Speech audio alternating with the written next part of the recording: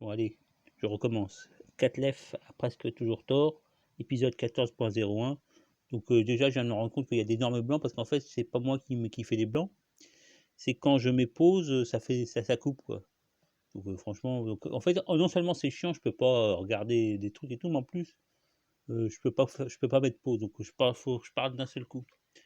Donc, bon, alors déjà, je fais cet épisode, ce nouvel épisode parce que il se trouve que j'ai un deuxième abonné.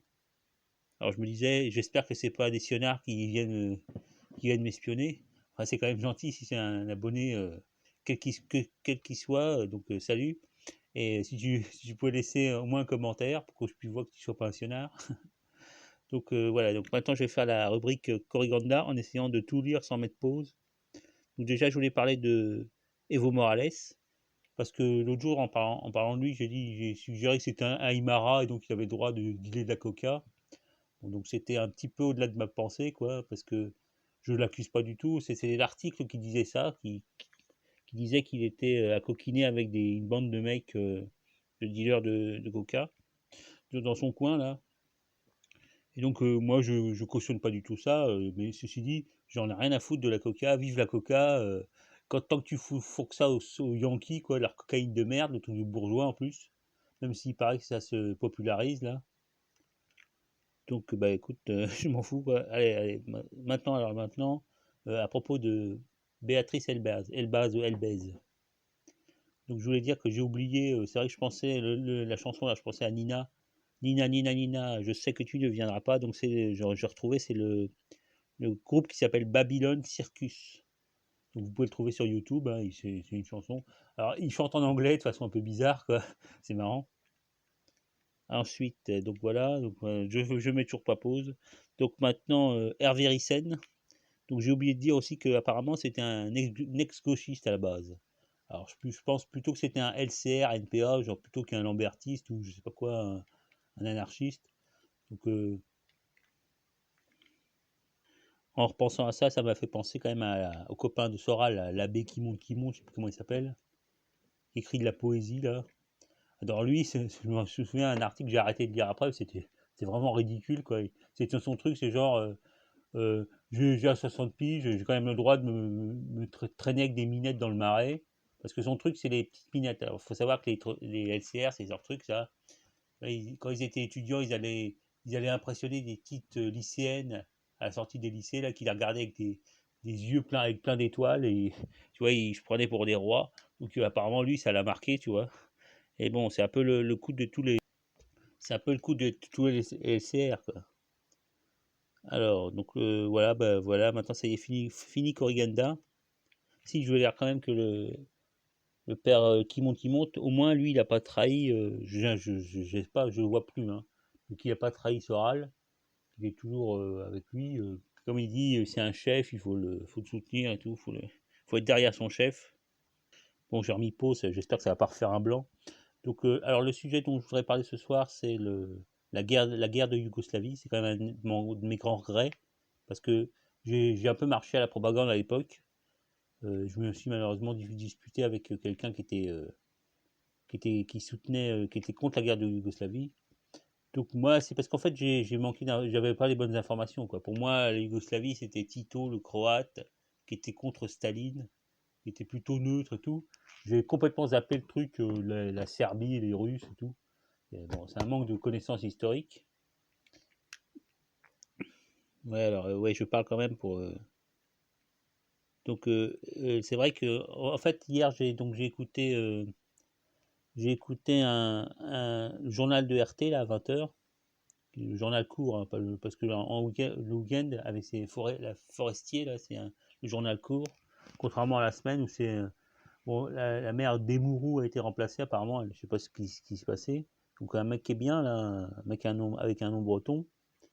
Et donc, mais le problème, c'est que ça dure deux plombes, hein, donc c'est chiant, quoi. Faut quand même se le taper, hein. Donc, ce que disait hier, donc la forestier passait un reportage court sur un géopolitologue qui parlait des guerres comme ça, liées, aux, liées aux enjeux économiques, et il parlait donc de la guerre de Yougoslavie. Il disait que derrière la guerre de Yougoslavie, en fait, il y avait un oléoduc enfin l'ancêtre de South Stream, là, Turkish Stream, comme il l'appelait maintenant, qui s'appelait Enerjak, Enerjak. Donc était concurrent d'un truc à Merlock, Yankee. Bon, c'est quand je disais Catlef a presque toujours tort, et quand on lui dit un truc qui fait tilt, bon, il est obligé de changer d'avis. Alors c'est vrai que le problème quand la propagande, c'est ça, quand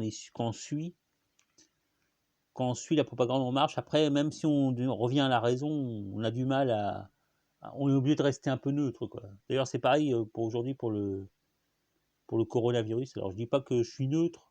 J'ai compris que c'était une arnaque, mais moi, comme je disais, j'ai suivi Stratégica 51 qui croyait vraiment que c'était une attaque et tout, comme il fait à chaque fois, le Stratégica 51.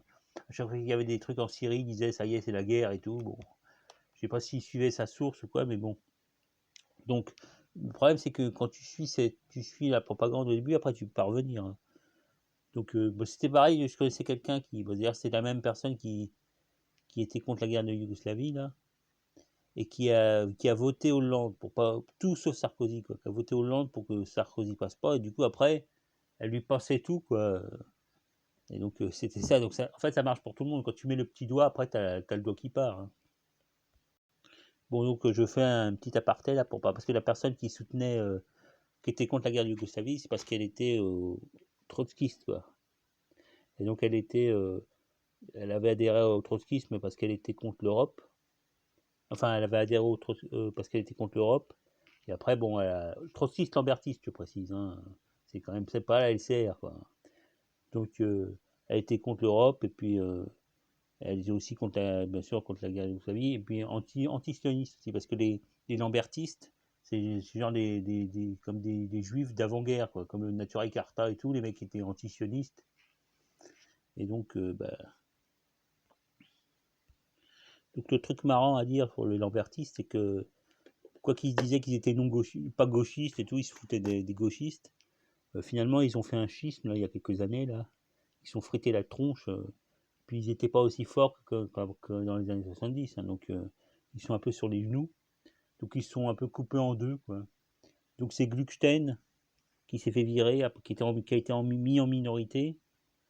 Et Gluckstein, il faut savoir, lui, il vient de la LCR à la base.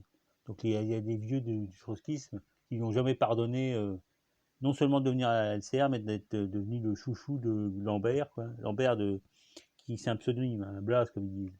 Il s'appelle Boussel, enfin c'est peut-être aussi un autre blaze. Enfin pour dire que... Donc ils sont frités la gueule. Donc Lambert s'est barré, Gluckstein s'est barré apparemment avec l'oseille, il faut comprendre les caisses noires qu'ils avaient, quoi.